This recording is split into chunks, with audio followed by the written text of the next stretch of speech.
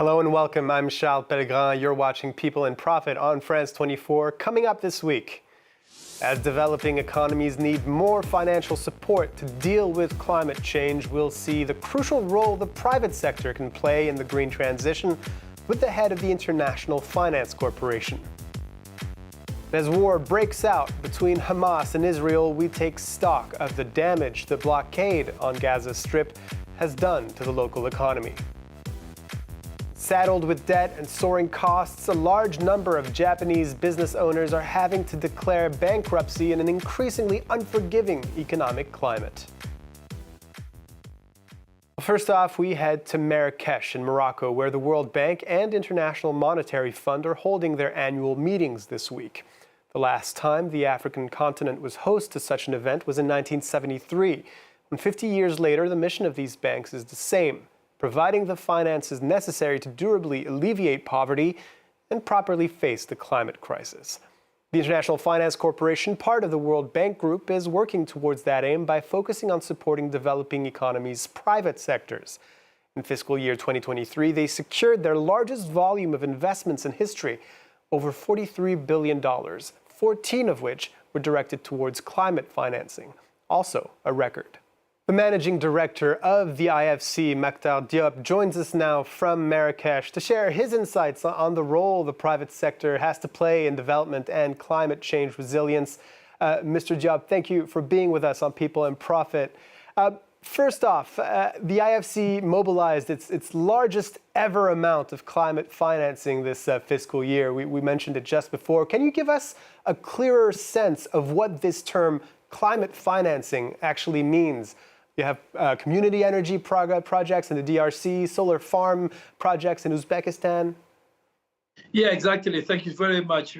In fact, these 14 billion are financing solar energy, wind energy. We are also helping companies to green their supply chain, which is quite important because, as we know, there is a requirement from the European market, but also to reduce the impact of climate change, we need to really help work on the hard-to-abate sector. We are working on the metallurgy sector to make sure that those sectors that are very polluting are now adopting new technology or new way of doing business, which are not polluting. When we think about renewable energy, we think about big electricity grids, for instance, and we think about state actors. But in your case, you're dealing a lot with private sector actors. Can you tell us, is there any particular advantage in dealing with the private sector as opposed to the public sector in this field? Actually, it's necessary to accelerate the path of energy transition. As you know, we are in a situation where fiscally a lot of countries are in a difficult situation and cannot finance the huge needs we have to support this energy transition. So what we have been doing? We have been helping particularly on generation, which is production of electricity, to support private sector investors. We are finding that segment very interesting, very lucrative, but also they realize that it's essential to be able to invest in that sector if they want to have the returns they want to have. But it's hard to shake fossil fuels entirely. There's a report by a German NGO, Urgewald, that's found that in 2022, as much as $3.7 billion in trade finance at the AFC might have ended up financing development in oil and gas. Let me talk about what we are doing in terms of fossil fuel, because I think there is a lot of things that needs to be clarified. The direct investment of the World Bank Group in fossil fuel represent 0.2% of our commitment. Let me repeat, 0.2% of our commitment in direct financing. And when we are not when we are financing directly fossil fuel is gas. Why? Because it's important to have a base load in a system to be able to add renewable energy. You cannot run, no country in the world is running its system only using batteries and using renewable energy. So more advanced countries have access to nuclear. Some other countries are using coal. Some other countries are using hydro when it's available.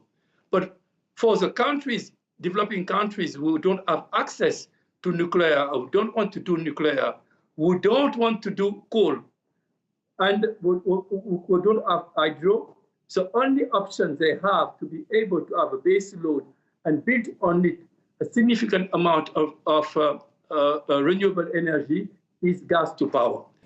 Well, you're in Marrakech right now at these annual meetings, and I'm sure many topics of conversation are being approached. And one of the key topics, obviously, should be debt, specifically how to give developing nations that are currently in debt distress more room to breathe, more room to be able to invest in crucial infrastructure for their development, whether it's climate or otherwise. The finance minister of Malawi, while there, actually made a call for outright debt cancellation.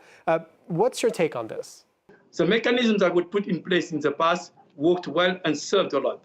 In the recent years, there were a steep increase in the level of indebtedness and at conditions which were not the best condition for the market, with very high level of premium. Today, we have seen with the various crises that we are facing that government has to increase expenses in social sector and in health sector.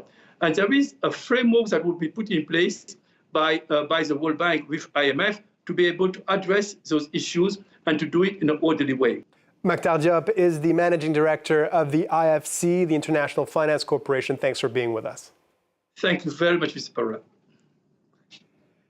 And we're heading to the Gaza Strip now, where an unprecedented attack by the ruling Hamas party against Israel has led to aggressive retaliation, leaving thousands of people dead on either side, many of whom were civilians. This explosion of violence takes place 16 years after an Israeli blockade backed by Egypt was imposed on the Palestinian territory, restricting the flow of goods and people and stymieing economic development. Israel says the measure is necessary to stop the flow of arms into the territory. Well, Yuka Royer from France 24's business desk joins us now to give us a sense of the economic impact of this blockade. Tell us more about the economic hardships that Gazans are going through. Well, Charles, years of isolation and continuous violence have left Gaza deprived of economic development. It's largely dependent on small-scale agriculture or fisheries, as well as foreign aid. Now, 46% of people are out of work, and that number jumps to 70% among young graduates. Last year, per capita income in Gaza was about a quarter of that in the West Bank, with 81% of the population living in poverty, according to the UN, and 63% going hungry. On top of that, funding shortfalls meant that this summer, the World Food Programme could provide assistance to only 40% of those in need. And the blockade has been especially tough on infrastructure, especially energy infrastructure. Well, chronic power shortages in Gaza have all but killed industries such as manufacturing and textiles. Electricity is off for 11 hours on an average day, and it could go up to 20 hours at times. Before the current war began, Charles, some 120 megawatts of power came from Israel and only 72 megawatts produced domestically. Demand far outweighed supply, as you can see there. Israel bombed Gaza's only power station back in 2006, and the blockade has prevented it from ever being fully repaired. And even to operate at limited capacity, it still relied on fuel imported via Israel. Now, in response to Hamas's assault, Israel has moved to totally cut off supplies of food, water, fuel and electricity. One of the lifelines of the economy has been the issuance of exit permits to work outside Gaza. Well, for decades, Israel has relied on cheap Palestinian labor, and Palestinians relied on access to the Israeli job market. Back in the 80s, up to 46,000 Gazans worked in Israel, according to the Institute for National Security Studies. But in 2006, Israel drastically reduced the number of work permits for Palestinians until it officially lifted a blanket ban in late 2021 after the pandemic. The issuance of work permits gave Israel leverage over Palestinians and over Hamas, as it could improve or worsen Gaza's economic situation at will. For Gazans, they provided crucial opportunities to earn a wage, even if working conditions were often poor. Yuka Royer, thank you very much. We'll look at the struggles of small businesses in Japan next, with a jump in the number of companies that have had to shut shop since the start of the year. The number of bankruptcies in the first quarter of 2023 was 32.1% higher than in the same period last year. Our reporters in Tokyo sent us this.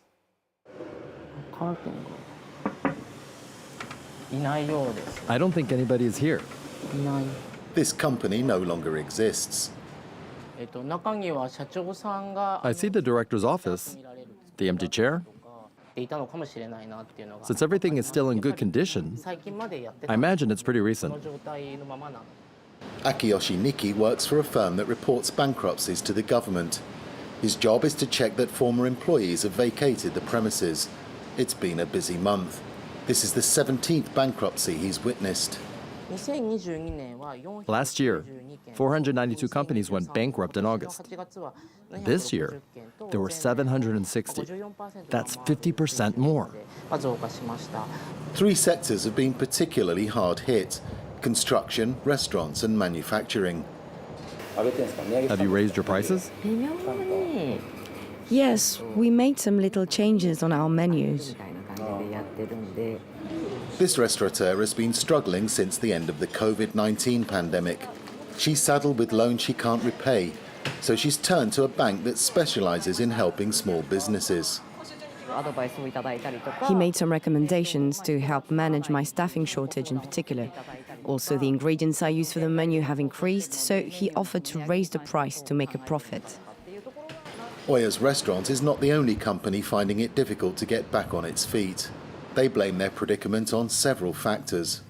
During COVID, restaurants took out loans in addition to those they already had. And today there is the increase in prices of raw materials and the lack of labor, which have added to this. Businesses are bracing for more tough times ahead, with bankruptcies set to continue at the current rate until at least the end of the year. Well, that's all for now. People in Profit isn't going anywhere, though. We'll be back with a new edition next week. Please check out our previous shows on France24.com or listen wherever you get your podcasts. And feel free to reach out to us on social media if you have any questions or comments. In the meantime, thanks for watching and stay tuned.